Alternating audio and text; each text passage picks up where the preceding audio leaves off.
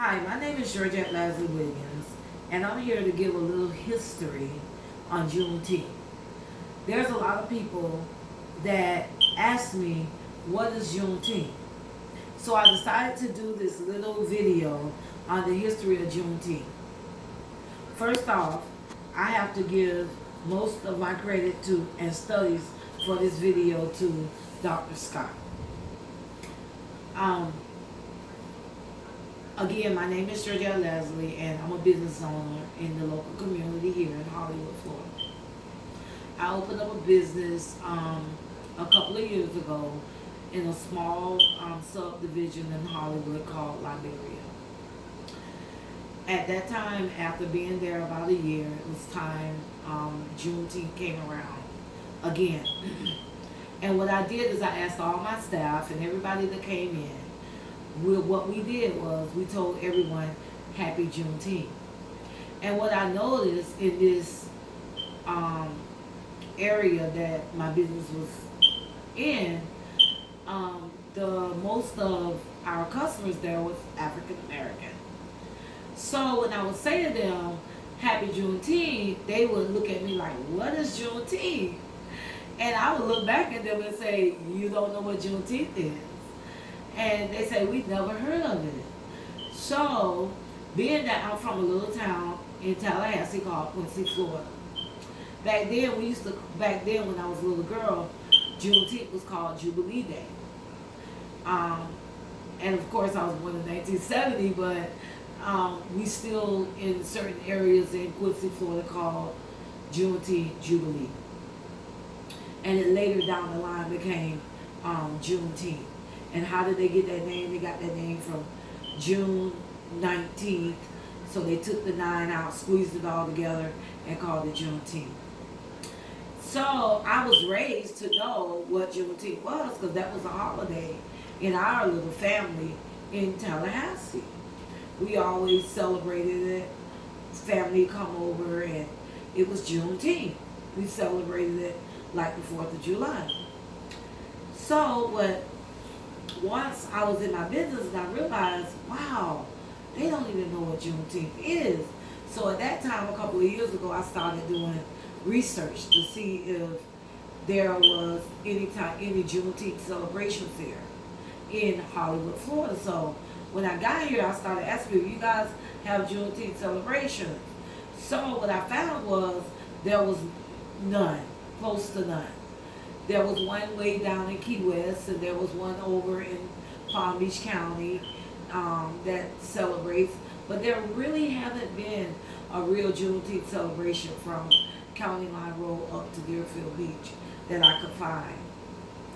So I made a conscious decision at that time that I was going to work at very hard and host a Juneteenth celebration here in Broward County, and that is what I have done. I put together a committee, so now we have put together a committee of members, community members, and what we decided to do is host a Juneteenth celebration that we call South Broward Juneteenth celebration. And in that, what we've decided to do is have a parade, and the parade is very, very significant to Juneteenth. Okay, so let's back it up a little bit. I decided to do this video because one reason a lot of people are asking me, as I put this celebration together, why are you doing certain things? And what I really want to do is kind of put something out there so you'll understand, for one, the reason that certain things are done at the Juneteenth celebration, more so than the history of the Juneteenth. Okay, in my studies, what I found and is that Juneteenth, for one, is very, very significant to African American culture, because it tells where we came from. And if you're concerned with where you came from, you'll wonder, wow, where did we come from? How did we get here? What's going on? And why? why was we enslaved, and why was we, a lot of those answers I can't answer in this video, but I would love to tell you about Juneteenth. As I said, Juneteenth is a very significant event. It is the root of a long fight for freedom. It's a freedom movement, and we're still doing that here today. Juneteenth is one of the few celebrations that are celebrated around the world. And African American emancipation celebrations, because I must say, Juneteenth is Emancipation Proclamation. That is what Juneteenth, it was when we was African American people was freed from slavery. We're free from being enslaved. So, the African American Emancipation Celebration, that day began during actually the 1700s, 1760s, around American Revolution time. And the American Revolution, because of that promise, someday, of the promise of being freed from slavery, free for liberty, then that's when Emancipation Day began to start. People began celebrating because they knew that they would be free one day. They wasn't at, totally, I should say, at the time, but they knew that they would be. Commemoration and Declaration of Independence. Most northern states did abolish slavery, and a lot of people celebrated it at that time, around the 1st of January, or I would say along with the 4th of July. Okay? Juneteenth is so special that states like Canada, Nigeria, Japan, France, South Korea, and they all celebrate Juneteenth because it's a very special and significant time. Juneteenth tells us a lot about our past, and it even tells us where we are today. Well, June 2nd, 1865, Kirby Smith kept holding on to their slaves. They didn't want to let them go. And Texas was one of the places that shielded a lot of the slaves. So it was not hard to keep a slave from knowing, because Texas was like one of the states that kind of like was shielded in their own way. Other states would bring their slaves to Texas and hide them. They would actually hide them from the Union lines. But on June 19, 1865, Granger stepped on the step of the courts and read General Order Number 3. The people of Texas are informed that in accordance with the proclamation from the executive of the United States, all slaves are free. This involves an equality of personal rights and rights of property between former masters and slaves, and the connection hereforth exceeding between them becomes that between employer and hired labor. The freed men are advised to remain at their present homes and work for wages. See, really, they didn't want the people to leave. They really wanted them to stay, but be paid for their services. Okay? They are informed that they will not be allowed to collect at military posts, and they will not be supported in idleness either there or elsewhere. So in other words, all slaves was free, and you couldn't make them work for you any longer without paying them. You could not make them do things and do things, because they were really free men and women at that time. And actually they was free men and women 2 years earlier. Emancipation Proclamation went forth 2.5 years earlier. Some slaves at that time, when they heard Granger after he made the announcement, a lot of the slaves, they began to celebrate, while others stood in disbelief. There were slaves there that didn't even want to leave because they could not believe that they was free. Not only that, some slaves did not even go because they really didn't have anywhere to go. I could just imagine being birthed into slavery.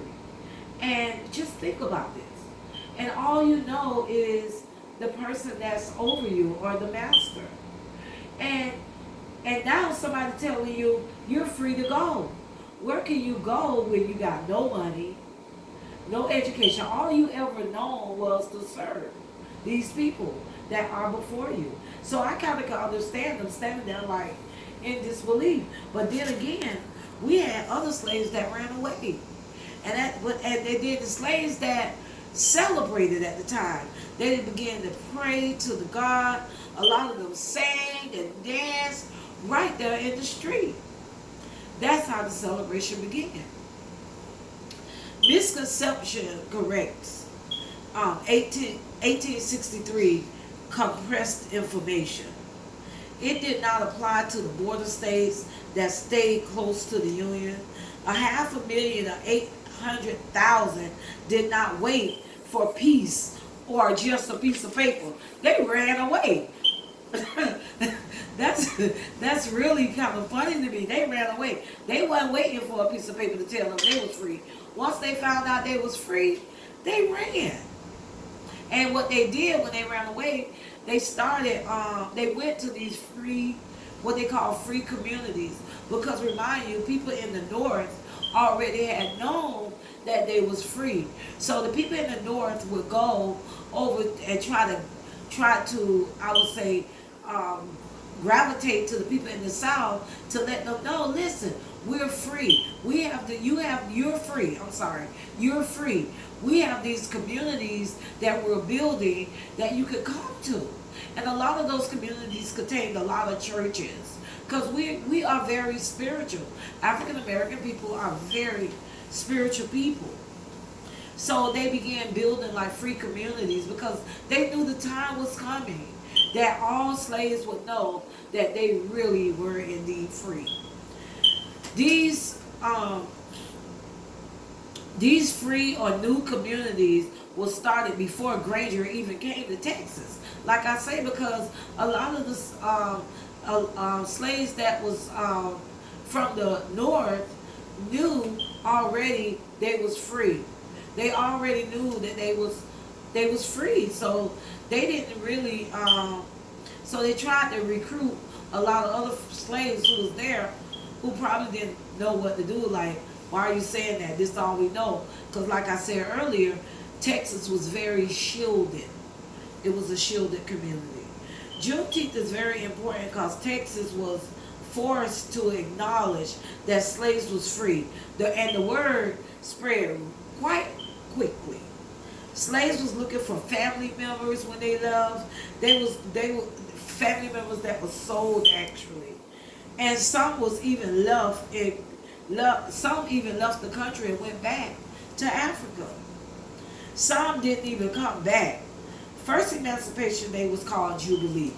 Like I said, in Tallahassee when I was younger, we called Emancipation Day or Juneteenth Jubilee in my days.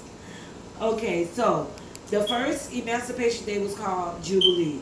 Juneteenth first in 1866 at black churches. A lot of them had the big celebrations at the black churches. Now, black churches was the most independent institution in the African American communities where most of the celebrations was held. They had parties, food, sporting event, horse ride, foot race. They played ball. They sang spirituals, Go Down Moses, and many other songs like Many Thousands Are Gone. 1860 Freedom Colony Church. They what they would do. This is where when because they had it at the church, all the children, all the kids around about 1860, what the kids would do is gravitate in a circle. and hold hands. And the kids would walk. They would walk from the church to the school. Then they would go to the cemetery, back to the school, then back to the church. They marched symbolically with the free living and the deceased of the unfree ancestors. They even again had fireworks. They even purchased land just so that they could have Juneteenth celebrations, a big, large jubilee celebrations. And why would the kids hold hand and walk from the church to the school to the cemetery? They did that in remembrance of those that died in slavery, the blood that was shed. Around 1860 to 1880 began talking about they began talking about voting rights. They even had politicians running for local government, state government, came to Juneteenth picnics to try to convince blacks to vote, encourage their vote, and to register to vote. Because the Emancipation Proclamation, what Granger read, the proclamation that he read, it included our right to vote. It included a right to vote because we didn't even have rights to vote at one point. In the 19th to the 1930s, Juneteenth became least or non-existent. People celebrated in their homes, but nothing big. Why was that? Because during the World War I, they had segregation laws. Natives of foreign countries, they saw Juneteenth as a non-American tradition. Juneteenth was considered as unpatriotic. If you celebrated Juneteenth, it was after segregation. If you celebrated Juneteenth, it showed that you was disloyal to the United States. People felt it commemorated a dark period when the United States wanted all to see that they was the land of the great. In 1919 and 1921, Juneteenth is a spirit of freedom that would not die. They had, in 1936, Juneteenth was revised. It was brought back in the 40s and 50s. They honored former slaves and veterans. And at that time, around, around the 1940s and the 1950s, that's when they incorporated like blues festivals, and they incorporated other different traditions. In 1980, it came about with music, art. They brought into the Juneteenth celebrations. In 1979, House Bill 1016, the bill was signed in law by Edwards. 1999, 2005, 2011, people of all race celebrated Juneteenth. Juneteenth is over 150 years old. One of the oldest holidays there is. Don't look at it as old day in the past. Look at it as a new day as we fight for social change. America is the beacon of freedom and democracy. Ancestry that keep the flame alive through all their years, they would be proud that the flame is still burning. All of our ancestors did not die a senseless death. They died fighting for our freedom. I want to say that one of the things, because when the kids would walk from the church to the school, to the cemetery, in remembrance of those ancestors that died and shed blood for our freedom, those ancestors will be proud today to know that we are celebrating Juneteenth, our Freedom Day. And that's why it was so significant to me to go ahead and put on this celebration. I want to be one of the ones to let everyone know that African Americans, we have a holiday. We have a Freedom Day as well. They died, they hurt, they was lynched. A lot of things happened in those times. And yes, it's sad. But today, because of their lives, we have our freedom. Now, when the kids walk in remembrance of those ancestors that shed blood, what the Africans did when they came over, when they took us from our land and brought us to the United States, we brought certain traditions, customs with us. Some of the customs that we brought with us was the strawberry soda or red drink, some would call it. At the Juneteenth celebrations, they dedicated those red drinks to the lives of the slaves that died before us for our freedom. And when drinking those red drinks at Juneteenth celebrations is very symbolic. It's symbolic because it's drinking the shed blood of the slaves that was before us. That's a long way to go and a long way to be. Now, also at the Juneteenth that we're hosting at Addicts Middle School, which is here in Hollywood, Florida.